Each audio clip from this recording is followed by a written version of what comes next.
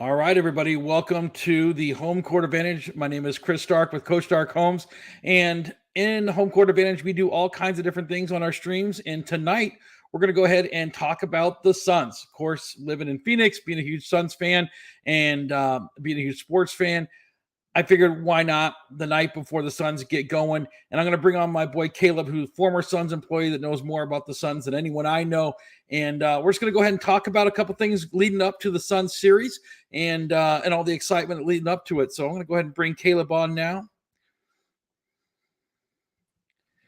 Hey, thanks for having me, bud? Coach. Hey, I appreciate you coming on. I appreciate it. Yeah, we got a little bit of the butterflies. We got a first round playoff eve here.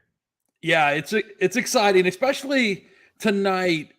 We got to see 4 games. So it's almost like in football when we have the late game, you get those morning games to get you going, and then your game's on the afternoon. And, watching the games tonight or just even this afternoon kind of definitely got the blood pumping, and definitely for me, the nerves a little bit. Yeah, no getting ready for tomorrow night. I always say you can't. I mean, I don't take any team lightly. We're not to dive right in. I mean, the Pelicans are 7th in net rating since the All-Star break, so that's going to be a tough opponent. But I think the Warriors are for sure legit, right? Like, I think we kind of already knew it, but they're dismantling the Nuggets here. I don't know if that was a huge surprise, but that is going to be a absolute slugfest 7-game series if that ends up happening in the Western Conference Finals. Well, and there's so many amazing playoff series before we get into the Suns. A lot of people picked Minnesota over, over Ja and Memphis, and that's turning into, it's one game. And one of the things that I'm a little bit worried about the Suns is kind of what happened to Memphis a little bit of that layoff. So, sure, you'll be interested to see what happens in game 2. But I mean, for everybody that was just writing off Golden State, I just kind of laughed at it. But I mean, that Nets Boston series is going to be tremendous. There's so many good series this year. Obviously, we're going to focus on the Suns more, but the playoffs are just going to be tremendous. Yeah, I mean, definitely. This was kind of like the first day of March Madness, if you will, for NBA fans. And I think no days off until, almost 2 more months. So it's going to be a lot of basketball. It really is. They call it the postseason for a reason, because it is a whole other season stacked on top of the regular season we just had. Yeah, so let's get into it. Obviously, we're big sports fans and big Suns fans. There's all kinds of keys to victory, and I have a couple. But I want to start with you. Give me one thing that you think when you're watching the games, you're like, hey, you know what? We definitely need to make sure that we do this if we want to be victorious. Well, I mean, for the Pelicans series, and probably something we'll talk about just throughout the playoffs, and I'm not breaking any news here, but the Achilles heel for the Suns will be offensive rebounds for our opponent, just making sure that we can not allow second chance opportunities. If you look back at the box scores from last year from the NBA Finals, like, the Suns were the better team. The Bucks just got a lot more shots. Like, as far as who has the better basketball players, the Phoenix Suns had the better basketball players. The Bucks just had the math on their side. So the thing that I'm always worried about is DA going to stay out of foul trouble? And probably so. He's shown that he will. Is he going to be engaged? Probably so. It's the playoffs, but when he's not, what does that look like? And then who else is going to crash the boards? I mean, that if they can limit, because the defense is there, obviously, if they can finish a possession and limit those second chance opportunities, they're not going to turn the ball over very much. We have Chris Paul. They're going to make shots. We have Devin Booker, Chris Paul. They're going to have the corner threes with Cam Johnson, Mikal Bridges. Like, they will be almost impossible to beat, in my opinion, if they can limit second chance opportunities. Yeah, and it's funny you bring that up. That, to me, that's the number one thing is, even when I used to coach, it was always, I'd always harp on my players. It was always whoever wins the turnover battle and the rebounding battle. And to me, when it comes to rebounds, even defensive rebounds, I want to look at as well. I just want to look at total rebounds, because to me, if we're rebounding the ball defensively, that tells me we're defending and we're forcing missed shots. So I always want to see, are we getting more defensive rebounds than they are? And then the other one, like you said, offensive rebounds. DA's in an interesting spot here. There's a lot of talk here. Is he a max player? Is he not a max player? I personally do not think he is. But he played. Well, he's not. But is he a max player to the Suns? And that's where the conversation is interesting. And because that probably is, right? Because you're not going to be able to replace his value unless it's some type of sign and trade thing that's, convoluted and very rarely works out. There's just the way the salary cap works. He probably is a max player to the Suns because you won't be able to replace that value. The money doesn't work that way, the bird rights and Right. everything. So I think the best outcome for the Suns, the best case scenario is DeAndre Ayton continuing to get better. And, to be fair, and I am, like we haven't talked about it, I am not the biggest DeAndre Ayton fan, but to be fair to him, he was phenomenal last postseason. They don't make the run without him. And in big games, he's been great this year. It's just like as hardcore fans that are watching, maybe a Tuesday night against Oklahoma City or whatever, those are the games where he, kind of goes in and out of. But I expect he's going to play well. Yeah, he's got a lot of money to make this postseason. He can make him a lot of money or lose a lot of money this postseason. I agree. I think he'll be engaged. And to me, yeah, like you said, offensive rebounding.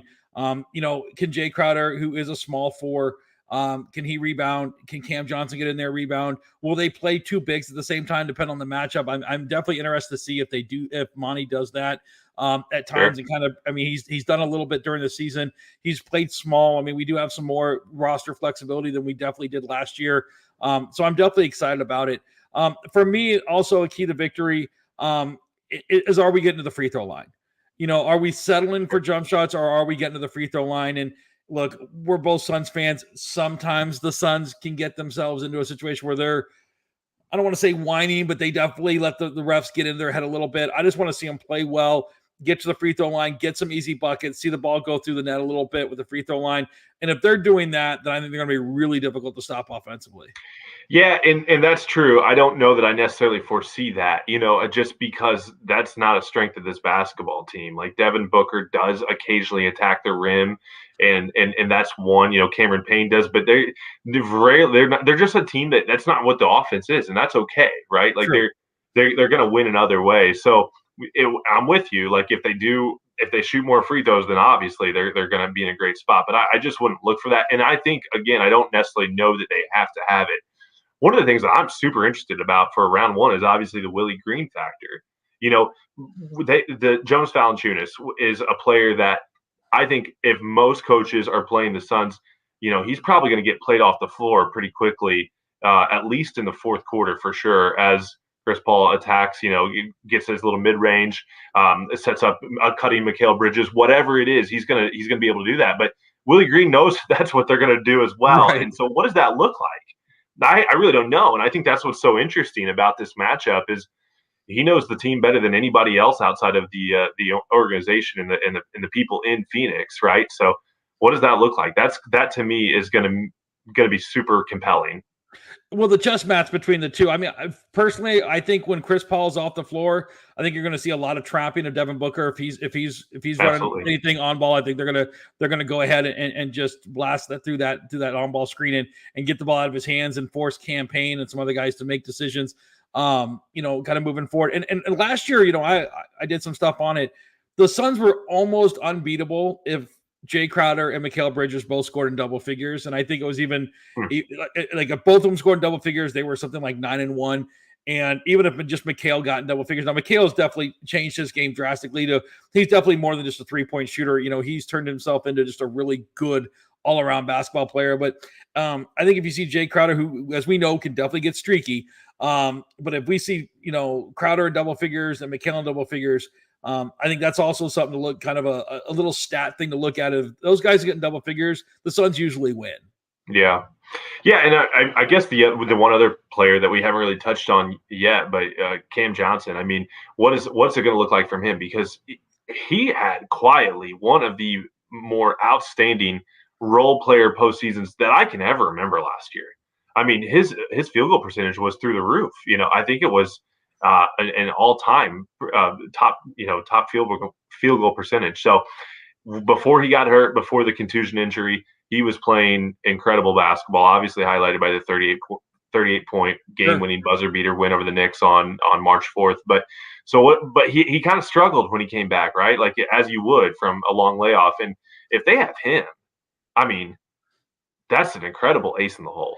If he's playing to the level that he can, if he's shooting, 48%, whatever that may be from from beyond the arc. I mean, good night.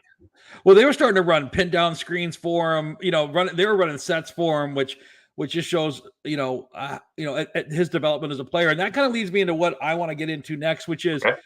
as far as players go, who is your breakout player that you're kind of looking at and saying, you know what, it could even be Booker or whatever, but like someone that you just think is going to go ahead and maybe exceed expectations in this first round.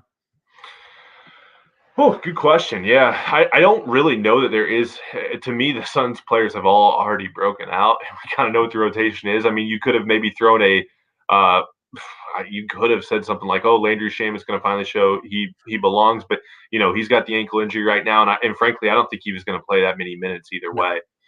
To me, I think it really is just Devin Booker is going to continue to remind people that he is one of the next great players in the NBA. And I know that's not really answering the question, but I just think that he can get another level up from where he was even last year. And I would not be surprised. I mean, knock on wood, I really could see him averaging 30 a game in the postseason.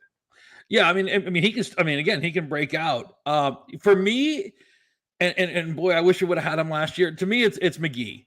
Okay. I think a lot of people that don't watch the Suns and what makes us love the Suns is that they're well balanced. Mm-hmm. They're not a Sports Center darling. They're not. We don't have John. We don't have Anthony Edwards. We just don't have those guys that are doing highlight reel dunks every game. But we win. And at the end of the day, what I'm excited about is having McGee be able to get in if Ayton does get into foul trouble. But there's going to be a game or two, in my opinion, where all of a sudden JaVale McGee has a double-double.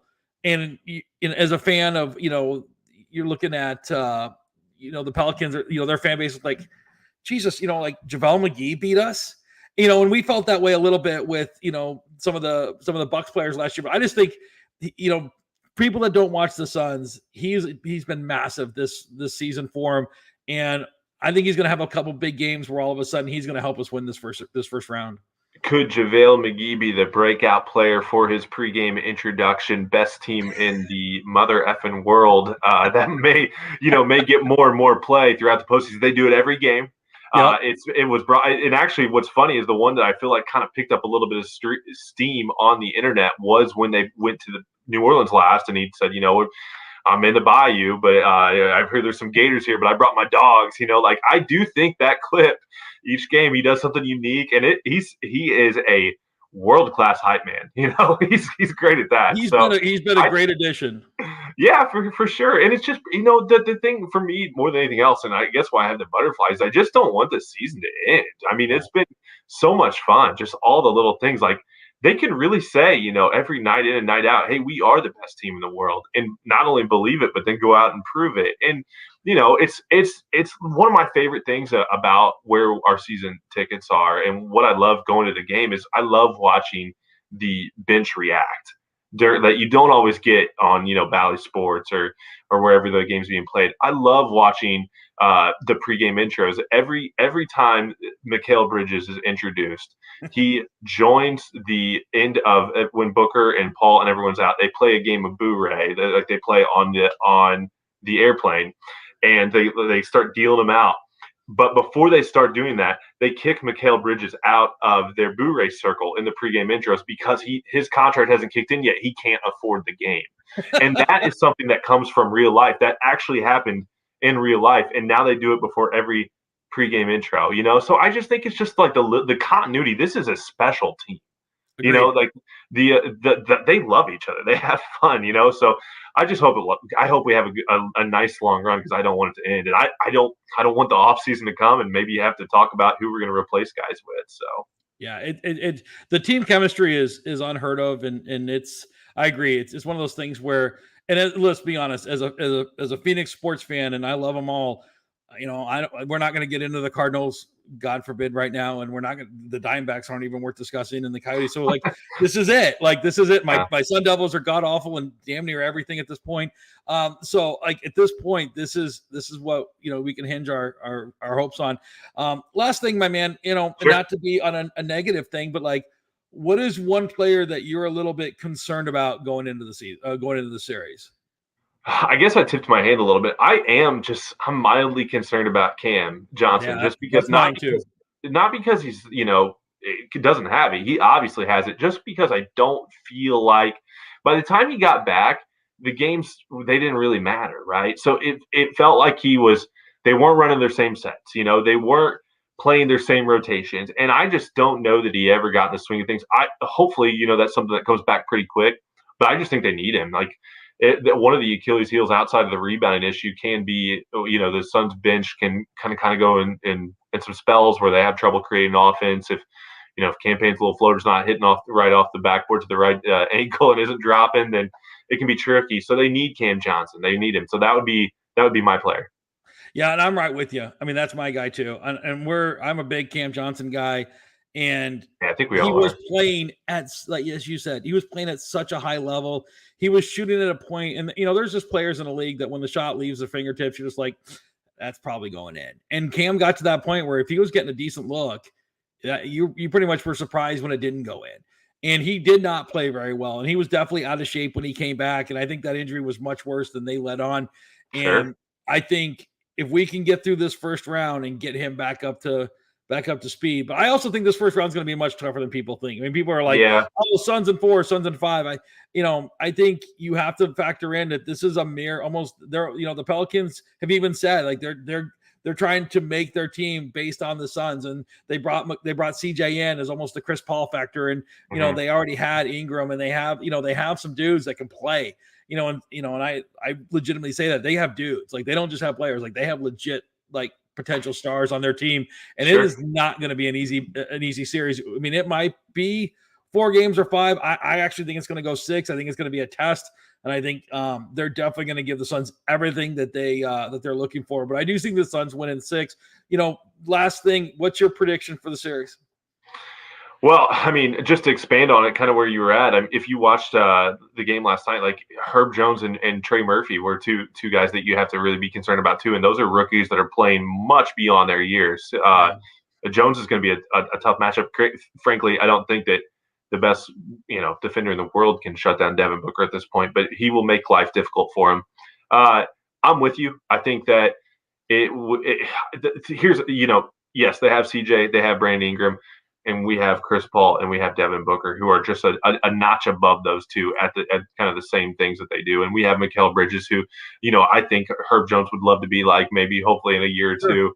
So I just think we're kind of like a couple years advanced on where the Pelicans are. So I would also say 6 probably, but would love to see it close out in 5. Yeah, you know what? I'll go 5 since you're going 6, just because I do think the games are going to be tough. I think they're going to be tight, but yeah, I want to be a little bit different. So, and if they have a chance to clinch the series at home on Game 5, I think they would do it. Yeah, and I would agree with you on that. And we look, I know you got tickets, I have tickets. The atmosphere is tremendous going to the games, and there was nothing like it last year. I know there was a lot of things that factored into it. Kind of post-COVID a little bit, and going to the arena and getting out of the house and rooting for something and just kind of being excited about something. But yeah, I'm ready to go. Can't thank you enough for joining me, my man. And let's try to have you on maybe later on in the playoffs.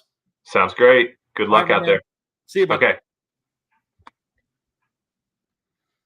Hey, really appreciate you guys, kind of waiting. I know it's a little bit of a longer video, but just kind of wanted to get it out. Hey, enjoy your evening. Enjoy playoff basketball. And I look forward to seeing you guys a little bit later.